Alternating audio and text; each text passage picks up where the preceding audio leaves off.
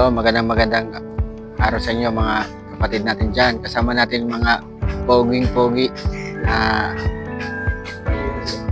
taga-barangay 88, Fisherman, San Jose, Tacloban City.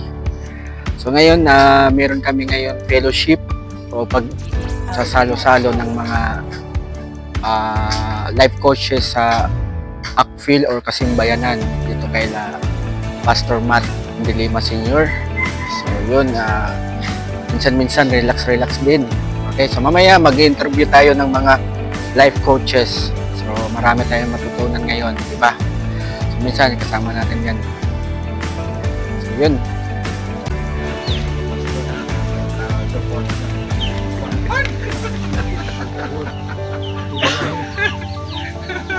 Focus na.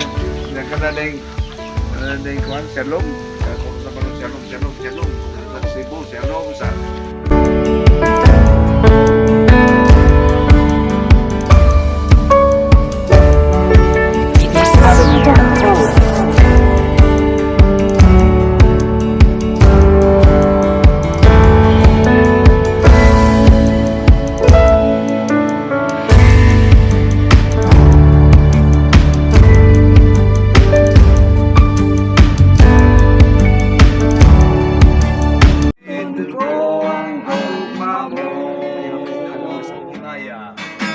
Dungog himaya sa langit o sa yuta ang tanan o Diyos kanimo lamang.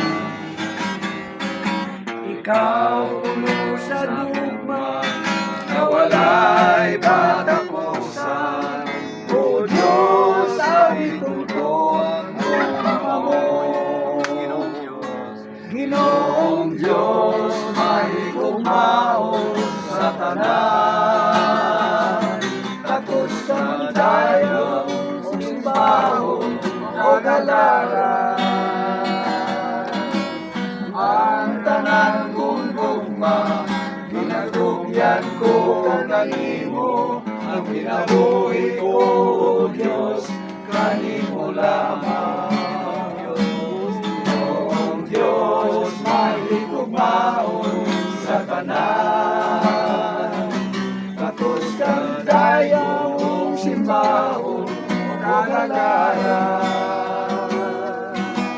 Ang tanan kong gugma, ginatugyan ko kanimo, ang kinabuhi ko, O Diyos, kanimo lamang.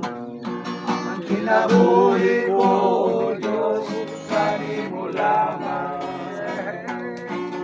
kinabuhi ko, Diyos, kanimo lamang. Thank you, Lord. Amen. Magampo siguro. Sabi ka doon na. Dayo na. Dayo na kung lakaw na niyo. Para ko alamang.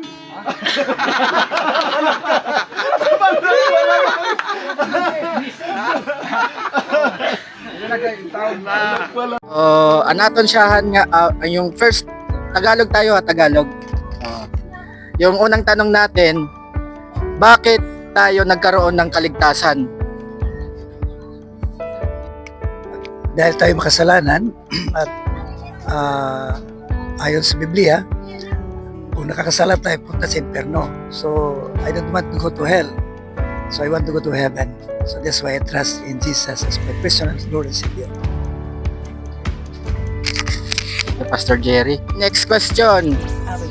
Paano tayo makakukuha ng kaligtasan? Paano tayo makakukuha ng kaligtasan? Mag-i-order yung tanong. Yung tanong po, Pastor, paano ka makakuha ng kaligtasan? Pastor June Ugsan. Okay, so makakuha tayo ng kaligtasan sa pamamagitan natin pananampalataya sa Panginoon. So ibig sabihin yung word na pananampalataya, yung faith na walang bayad. So yun ang privilege natin na makakuha tayo ng kaligtasan live and direct sa ating Panginoong Kristo. So, maraming salamat po. Paano tayo makakakuha ng kaligtasan? Ay, ayun lang sa banal na aklat, kung tayo maniniwala kay Kristo, tayo maliligtas dahil siya ay nagkamatay sa cross. Yun lang, faith in Jesus alone. Dito tayo, we need to live by faith, di ba? Because real faith, genuine faith, is never alone. So, we preach, we share the gospel because of our gratitude to the one who saved us. Ito yung huling tanong natin. Gaano kaimportante ipahayag ang kaligtasan? Gaano kaimportante ipahayag ang kaligtasan? Yes, Pastor Joseph. Gaano kaimportante ipahayag ang kaligtasan? Ang kaligtasan napaka-importante kasi itong kaligtasan ay ino-open ng Diyos sa lahat ng tao na magkaroon po ng relasyon at tanggapin si Jesus bilang Panginoon at tagapagligtas. Kaya walang pinipili ang Diyos. Lahat na tatanggap kay Jesus na bilang Panginoon at tagapagligtas magkaroon ng kaligtasan. Yan po ay dahil sa malaking pag-ibig ng Diyos Ama sa langit. Thank you, God bless. Gaano kaimportante ipahayag ang kaligtasan? Kasi sir, yung sagot ko si importante talaga kayag yung kaligtasan kasi para yung iba na hindi naligtas maka-access sila ng kaligtasan sa ating Panginoon. Kasi yung kaligtasan, halimbawa ako naligtas, kailangan i-share ko siya ba? Para yung iba naman, maramdaman nila at kanilang ma-accept nila sa sarili na ang kaligtasan ay galing sa ating Panginoon. So, importante talaga na i-share natin sa ibang tao yung kaligtasan na galing sa ating Panginoong Jesu Kristo na walang bayad, libre, na ito po ay hanggang ngayon, kasi sabi ng malang na kasulatan, ngayon ang araw ng kaligtasan, ngayon talaga ang ating panahon na tanggapin natin si Jesu Kristo nga bilang tagapagligtas sa ating buhay. Maraming salamat po. Pinaka-last na question. Ano na yung mga napagdaanan mong kahirapan sa pagpahayag ng banal na salita at bakit ka pa rin nagpapatuloy? Ano na ang iyong napagdaanan sa pagpapahayag ng banal na salita at bakit ka pa nagpapatuloy? Joseph. Magandang hapon po sa lahat. I remember that was 1986, May of 1986. Nagkaroon po ako ng relasyon sa Panginoon at during the time, napaka-init yung service ko kay Lord. At during the time also, malakas po yung mga NPA doon sa Western Samar at binawalan nila kami na hindi kami mag-preach ng word, especially the salvation. Kaya lalo akong umiinit dahil gusto kong maka-share ng salita ng Diyos. Isa yun na napakahirap na pipigilan tayo na i-share yung gospel of salvation.